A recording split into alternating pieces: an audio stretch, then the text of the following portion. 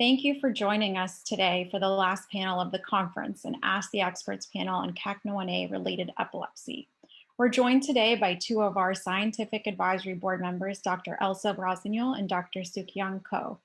Dr. Rossignol is a clinician scientist, pediatric neurologist, and associate professor in neurosciences and pediatrics at the Saint Justine University Hospital Center of the University of Montreal.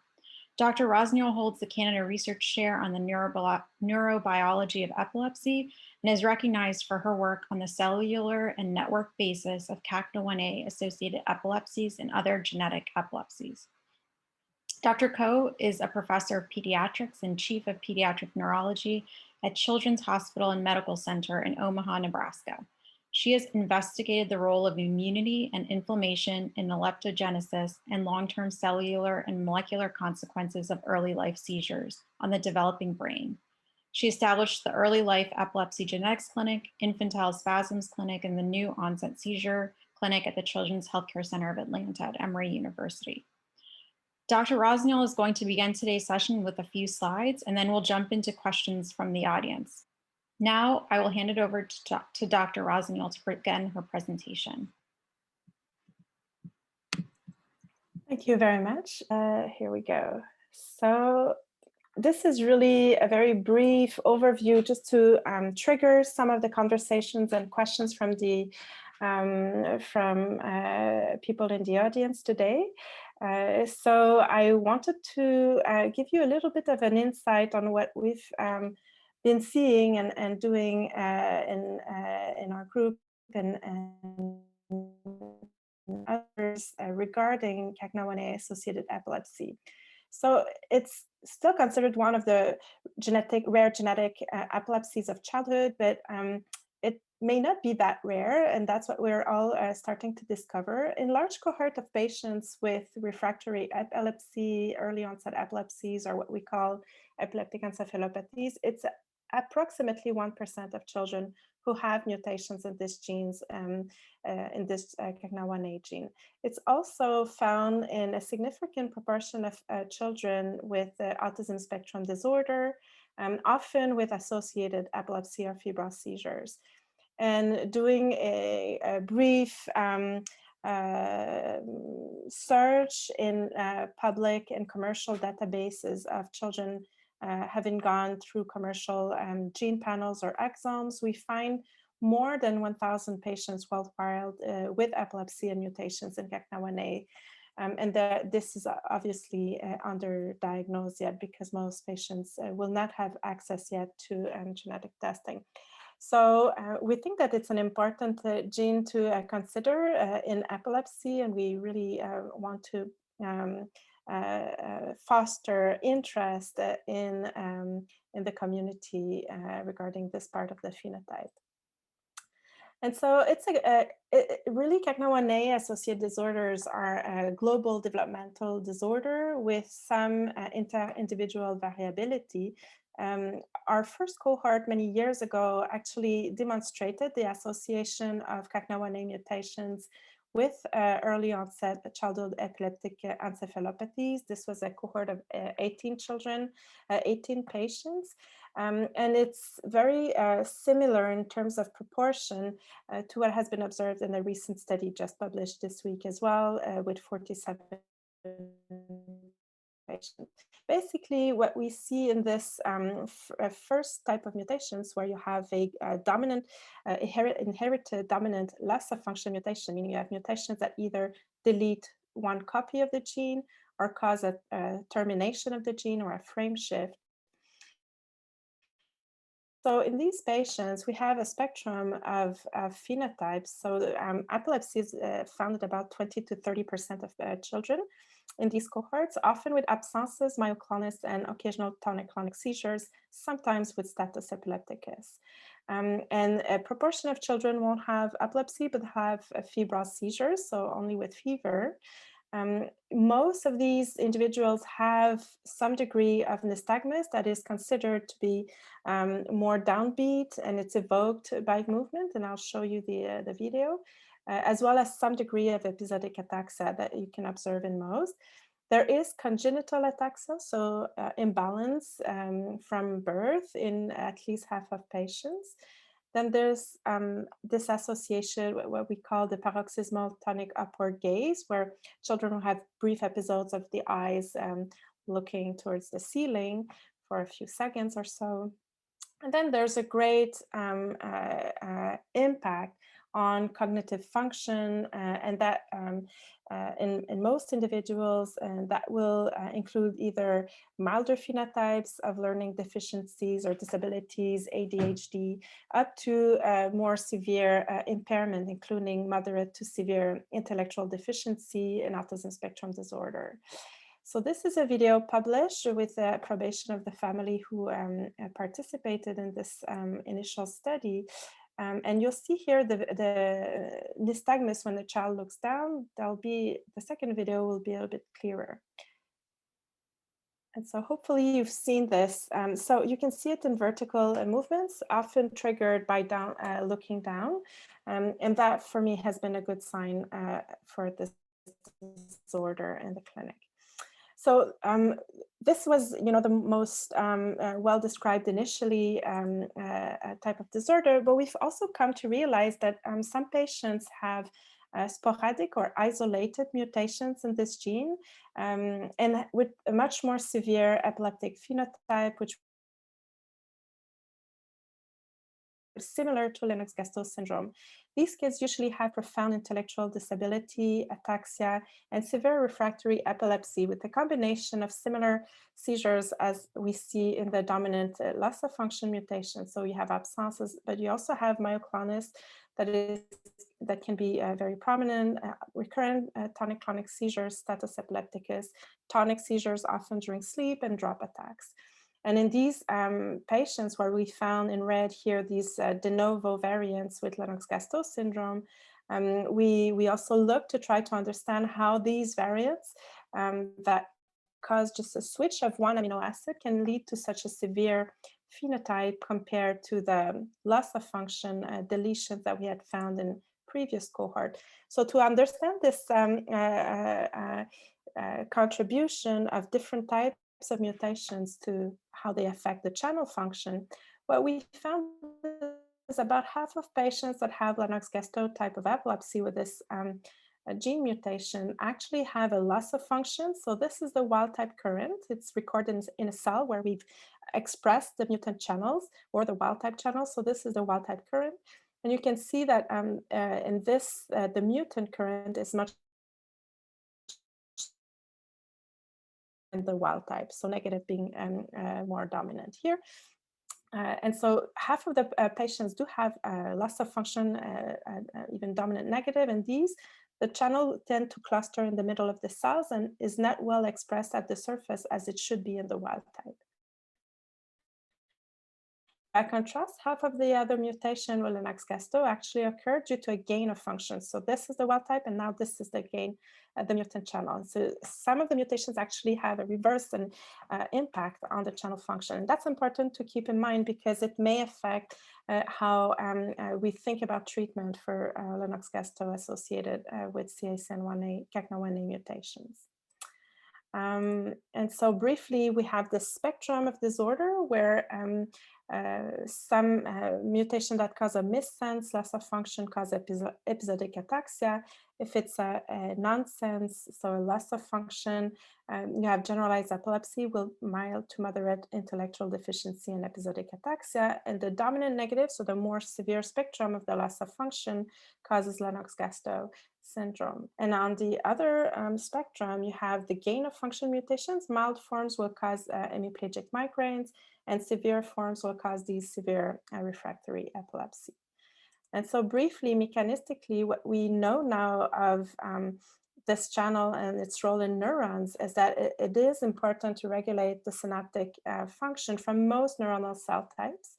Because it's often a generalized epilepsy, we've looked at the thalamocortical circuitry. That's a circuit that's involved in sleep regulation, but also in generalized seizures, including absence epilepsy. And what we found with time is that if you look at various components of the system using mice models, we can recapitulate severe epilepsy in models in mice by doing a mutation selectively in specific subsets of interneurons in the cortex and hippocampus. And these mice develop all sorts of seizures. It's very reminiscent of Lennox-Gastaut syndrome mouse. And so now we can use these animal models to test new therapies. And so we found over the years that this gene is important for the release of transmitter from most types of neurons, but it's particularly critical for this type of GABAergic interneurons that mediates the inhibition on the soma of pyramidal cells. And that the loss of the gene in this neuron subtype is sufficient to induce epilepsy. Other structures also contribute to the phenotype. So the hippocampus, the amygdala, the cerebellum, and the striatum have all been somehow shown to contribute somehow to the phenotype. Just to show you for the interneurons, what you can see here is that if you stimulate a normal interneurons, you'll get a very strong, reliable response in the postsynaptic cell. But in mutant interneurons, you have a failure of response. So the neurons do not release their neurotransmitter properly most of the time. And when they do, the amplitude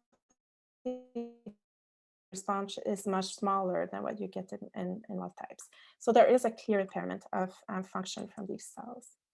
I also want to point out that this dysfunction of interneurons and GABAergic inhibition in the cortex also contributes to cognitive and behavioral impairment that is usually considered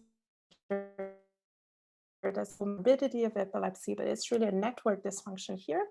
We've characterized more extensively the cognitive impairment in a cohort of patients with epilepsy, and we show in mice that some of these phenotypes are reversible by activating cortical interneurons in the frontal cortex. So there might be hope for new types of therapies with time to treat both the epilepsy and the cognitive impairment. So in terms of therapies, at the moment, we know that most of the time this is a refractory type of epilepsy. There is some benefit from a combination of various AEDs, but often not a full control of the epilepsy, apart from those patients that have inherited nonsense mutations that may be a little bit easier to treat. There is some evidence of benefit from the ketogenic diet, and we're starting to explore new avenues for more perhaps gene-targeted therapies, which we can talk about in the roundtable. So that was the brief overview, and we really welcome your questions at the moment. Thank you so much, Dr. Rossignol. I think I'll start it off by just asking you if you could, you sort of hinted at the new avenues or the new therapies that are coming down the pipeline. Can you talk a little bit about where we are in that process right now and what's most promising to you? I think that my thought about the new therapies, I am not aware of something that's specific to CACNA1. What we do know is that we turn around and there are new medication that has become available, second generation anti-seizure medication and third generation anti-seizure medication. And I think we're yet to try other, there's medication, for example, sonavimate, which is only approved for adults, and it will probably come down the pipe in a few years to be available for children. And I think that's something that we can definitely look forward to. I think more important, perhaps, than new medication that's generally available to the children and adults with epilepsy, and specifically for CACNA,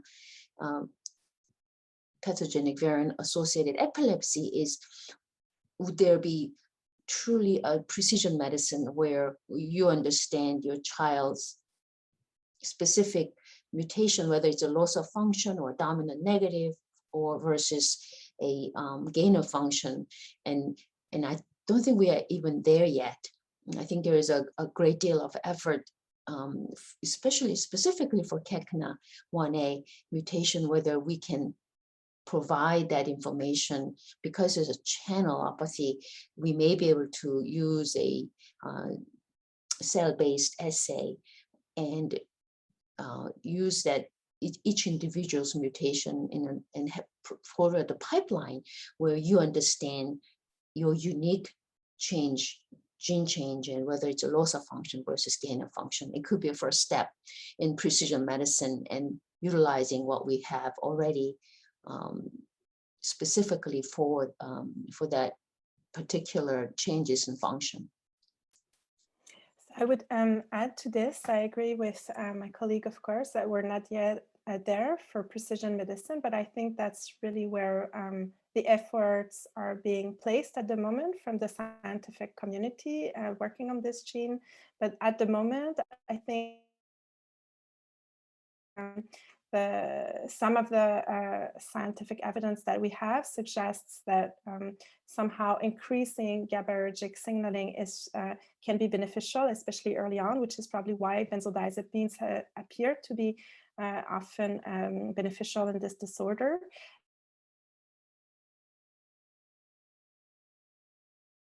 A combination of therapy is still required at the moment.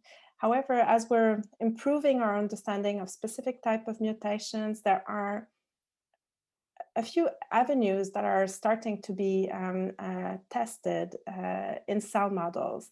So the transition to the clinic will take some time, but I think that we should be hopeful that with time we'll be better able to target specific type of mutations and their impact on the network. I see that there are many questions. Yes, before we go into each question, I think it's very important to have a improved understanding. What Dr. Rossignol provided was the specific information about how perhaps what we understand about Kekna, how it causes epilepsy, has to do with the GABA insufficiency, which is in a way very similar to what we have learned with Dravet syndrome, the SCN1A mutation. And sometimes before we know the details of the genetic changes, these children with KECNA1A mutation can be classified as Dravet syndrome because they present with febrile seizures and they tend to respond well to the combination therapy we use with Dravet, such as clobazam, valproic acid, topiramate. And so I think in a way, the pathophysiology seems to be, there is some parallel between Dravet syndrome versus KECNA1A, the SCN1A versus KECNA1A. So I think that's interesting similarity and how some children are in fact initially considered to have Dravet syndrome. And we'll go to the next question. I'll ask it for Toby. Have you found any supplements that help with epilepsy management? Specifically, I'm curious about a GABA supplement since I've read that Onfi and Topramat help with GABA uptake. I don't know if there's a GABA supplement per se that's orally taken that can then cross blood-brain barrier. What the medication we use are GABA agonists, such as clobazam, such as clonazepam. All the benzodiazepine work on GABA, enhancing GABA function in the brain. But whether I'm not aware of any oral supplement that's provided as a food to enhance GABA in the brain. I agree. The GABA supplements themselves are actually destroyed in the gut. It's not efficient, and it needs to be, the GABA needs to be produced by neurons, but we're able to target the receptors. So the benzodiazepine, as the Dr. Ko just said, is really what I was referring to briefly before. And the topiramate is an interesting medication because it also has multiple effects, right? It also targets some of the calcium channels that are in the thalamus that also contribute to the spike wave discharges in epilepsy. It also targets the glutamatergic signaling pathways. So it's not targeting directly the GABAergic system, but it seems to be a good add-on for some patients. And same can be said about valproic and I can acid, see the, right? Valproic acid also target thalamic calcium channels, and it also is indicated for childhood absence epilepsy, but it also targets GABA system. So both topiramate and valproic acid are what we call dirty drugs with the multiple action, and it's broadly used. In our initial 2015 study, we of lamictal, lamotrigine. However, it doesn't seem to be as efficient that I had hoped initially. So I've seen mixed results with time in talking with patients and families across the world that have been treated for. Oh, we're losing you, Elsa. Do you hear me? No, okay. we missed that part, yeah. Okay. Anyway, so I was going to say, as we will discuss in the roundtable afterwards, what we will learn the most about how to treat this epilepsy is from the families that are actually living with epilepsy associated with this gene. So this idea of having a consortium, having a real life study of the outcome and also the side effects from specific medication in your families, it will be very important. So we've heard of some children having pancreatitis with the valproic acid. Is it more often in this disorder than others? Maybe not, but it needs to be addressed. So the response to specific medication or combinations is something that we're looking forward to understanding more through the foundation with the registry. Absolutely, and that's come up over and over again throughout the conference, the importance of this natural history study. I'm going to turn to Dr. Josh Rotenberg. You have put several questions in the chat. I wanted to see if you wanted to unmute and ask them directly. Oh, hey. Yeah, there are a lot of questions. Okay, so I guess the first is about experience with vagal nerve stimulator in CACNA1A. And I guess the second has to do with when using ketogenic diet, do you recommend potassium citrate?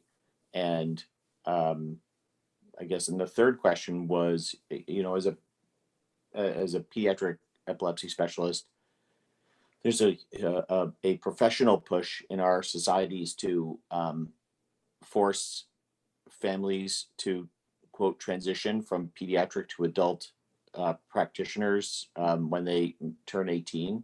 And, you know, I practice in Texas with a very wide geographic variability in services. And I wonder if you could comment on that, because I think some people feel, as families, as parents, they feel very not just anxious, but like it's not the most appropriate thing to have done. So I wonder how you do that work with that in practice.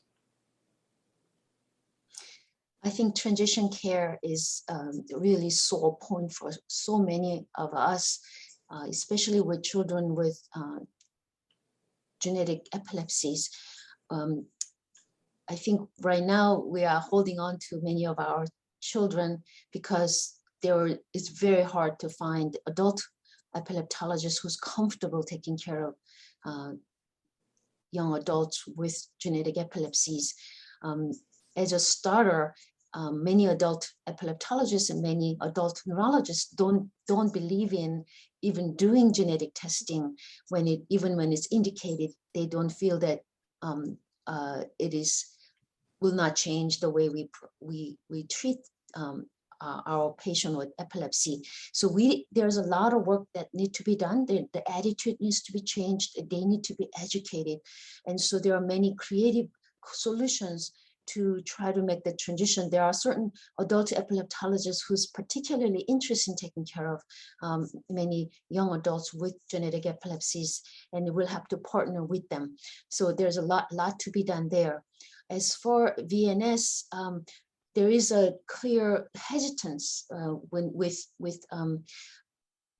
known genetic epilepsies to do surgery in general, but if VNS probably won't discriminate against Kekna 1A.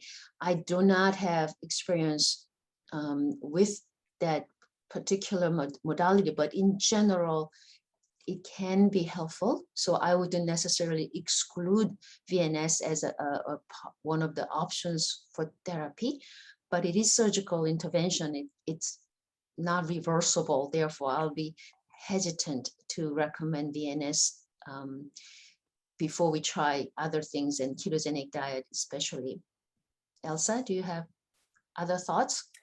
So I've been referred one patient who already had the VNS, and it had not changed much of but it's early on. So there may be other benefits long term, which we're discovering with VNS in terms of mood and sleep and cognitive function after 10, 15 years. So I don't have that that many years of background on this particular patient, and it's one patient, so I cannot really comment more specifically.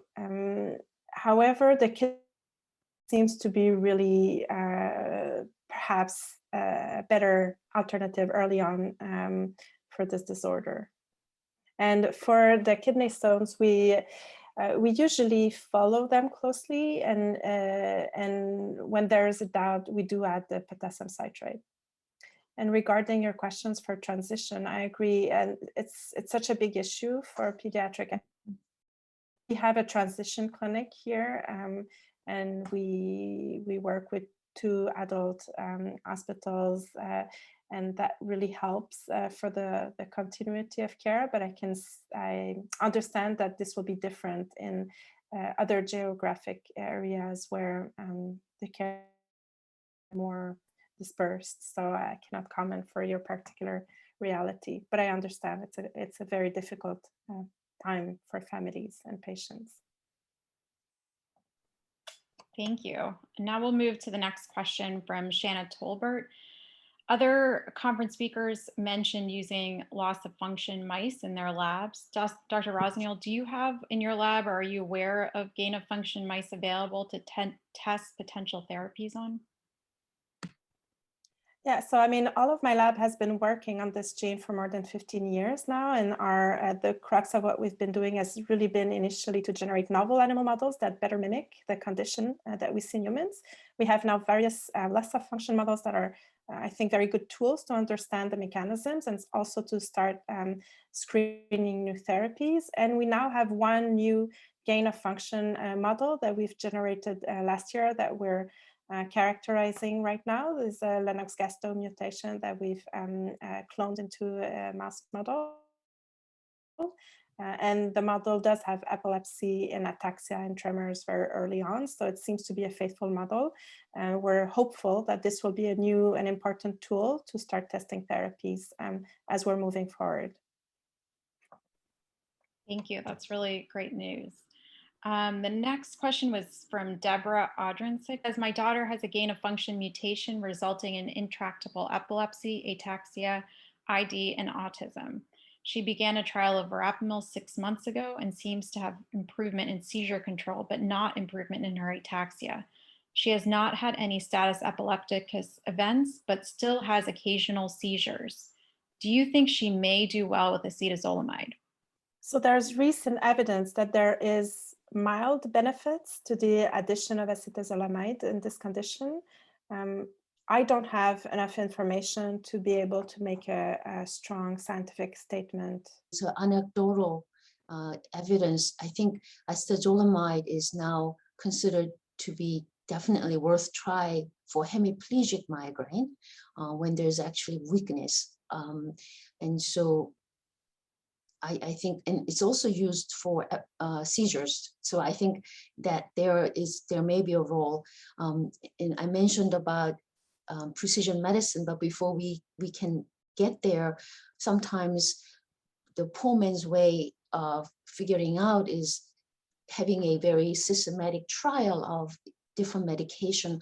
Verapamil, of course, will be helpful for gain of function mutation of any kind. And I think that's the way we can sometimes try it. And I think acetazolamide needs more study, but I think it's definitely worth a try. It's interesting to note that topiramate and valproic acid both are indicated not just for epilepsy, but for migraine, and they seem to work well for CACNA1A, which has that overlap. So I just want to mention that. I wanted to know, would it be safe to say if a patient has not experienced seizures to date, but another patient or patients with the same variant are diagnosed with epilepsy, should we expect to see seizures at some point, and should a preventative be considered? Our studies actually suggest that with the same mutation, there is inter-individual variability even within the same family. Even though some of the children had severe epilepsies, other members of the family with the same exact mutation did not. So there will be other variants in the rest of the genome that will modify the phenotype.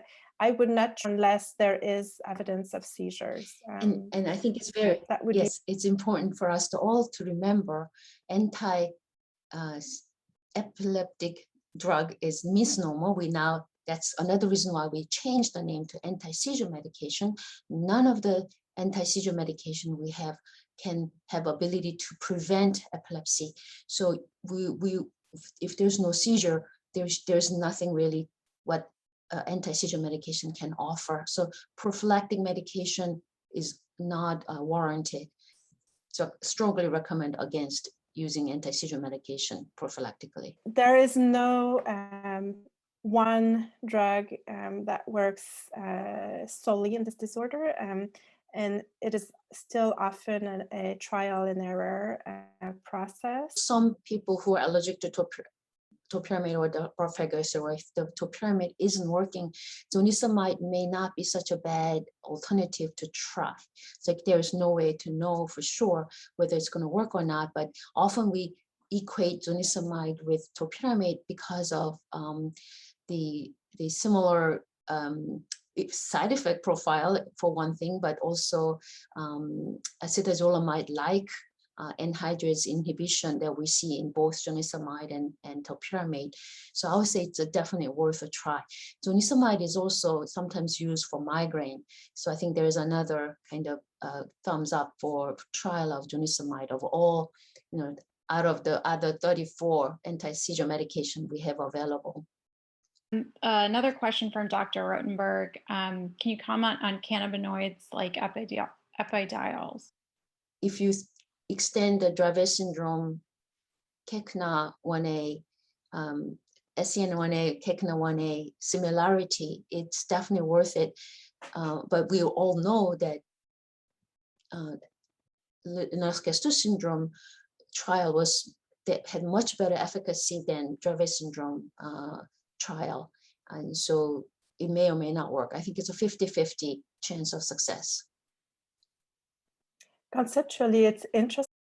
The cannabidiol will also trigger GABA release from subsets of interneurons that are at the superficial layers. So there is some conceptual and scientific interest in this question, but I don't have the answer to its potential efficiency for this disorder. Thank you all so much. I don't see any other questions in the chat. So what I want to do is just, thank you both so much for your time today and for your dedication to the CACNA1A Foundation.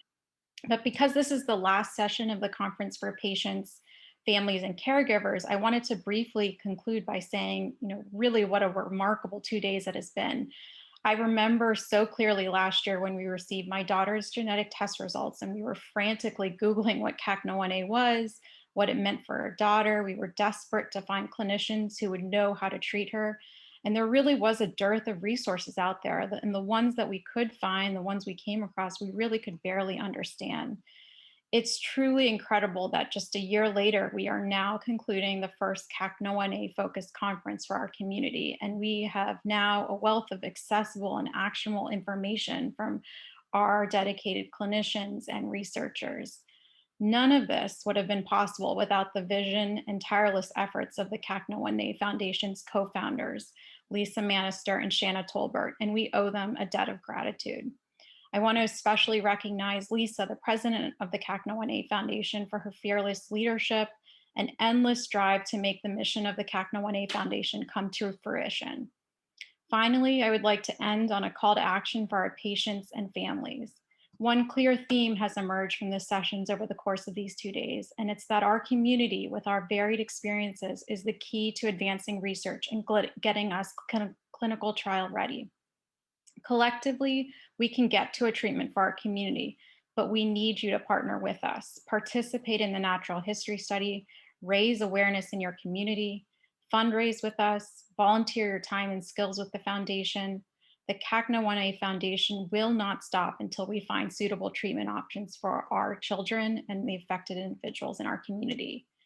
On behalf of the entire CACNA1A Foundation Board and Scientific and Medical Advisory Board, thank you to everyone who has supported us on this Cure Odyssey, and we really look forward to continuing to collaborate with you. And hopefully next year we'll be doing this whole conference in person. Thank you again.